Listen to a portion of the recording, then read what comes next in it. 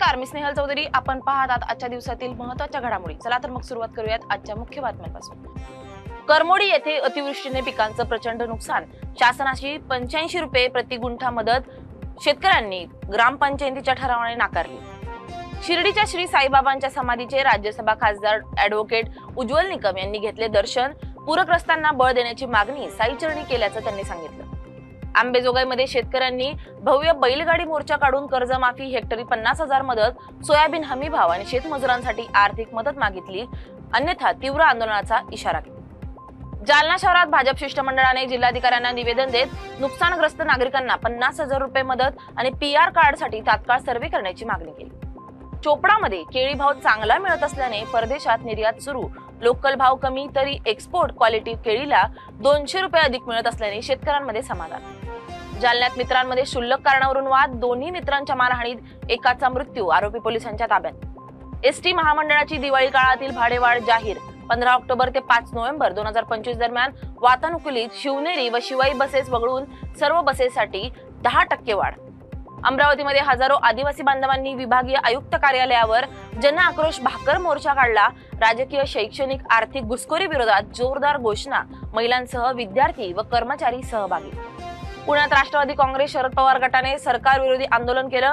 शहराध्यक्ष प्रशांत जगताप यांनी भाजपवर गुन्हेगारांना अभय देण्याचा आरोप केलाय. मेहकरमध्ये संजय करवते आणि सचिन जाधव यांनी जिल्हा परिषदेच्या इमारत टॉवरवर चढून सरपंच चित्रलेखा चव्हाण यांच्या तात्काळ पदमुक्तीसह मागण्या करण्यासाठी आंदोलन केलं. पोलीस घटनास्थळी दाखल. गंगापूर धरणातून पूर ओसरल्यानंतर दुतोंडी मारुतीची मूर्ती नाशिककरांना स्वच्छ आणि नवे रूप घेऊन दर्शनास उपलब्ध. नवरात्रोत्सवानिमित्त कोथळी मुक्ताई मंदिरात राज्यभरातून भाविकांची मोठी गर्दी. पारायण सोहळा आणि महाआरतीसह भक्तिपूर्ण वातावरणात अनुभवायला मिळाले. जुनासूरला येथे भरधाव ट्रकच्या धडकेत दुचाकीवरील दोघांचा जागीच मृत्यू. एक गंभीर जखमी. पुढील तपास पोलीस करत आहेत. अमरावती शिक्षक मतदारसंघासाठी मतदार नोंदणी आजपासून सुरू. अंतिम मतदार यादी 30 डिसेंबरला जाहीर. उमेदवारांना पसंती क्रमानुसार मतदान. 2016 पासून तक्रारकरांचे पैसे नगर परिषदेनं न दिल्यामुळे न्यायालयाने मुख्य कार्यकारी अधिकारी कार्यालयातील साहित्य जप्त करण्याचे आदेश दिले. 33,34,000 रुपये अद्याप प्रलंबित. दवारली येथे विजेच्या केबलमुळे 2 गायी मृत्युमुखी. दुभत्या गायींचा मृत्यूने शेतकरी कुटुंबाला आर्थिक फटका. महावितरणाच्या बेजबाबदारपणाचा आरोप. पोलीस आणि अधिकारी घटनास्थळी दाखल.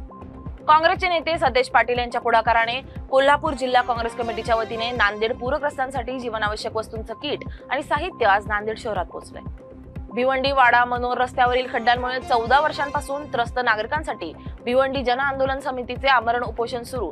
प्रमोद पवार यांच्या नेतृत्वाखाली आंदोलनाला पंचक्रोशीतील संघटनाचा पाठिंबा.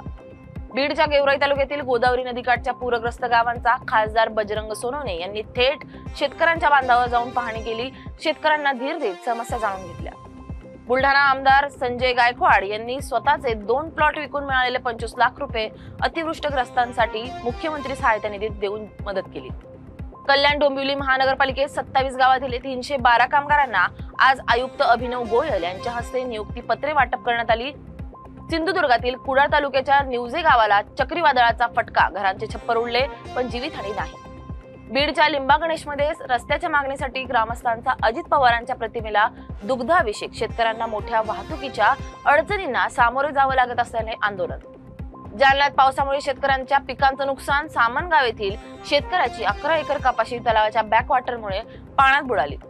महाराष्ट्रात ढगफुटीमुळे पूरस्थिती गंभीर. 60 लाख हेक्टर पिकांचं नुकसान. सरकार शेतकऱ्यांना तातडीने मदत देत असून 10,000 रुपये गहू तांदूळ वाटप सुरू. स्वच्छता व वैद्यकीय तपासणीसाठी मोहिमा राबवण्यात येणार.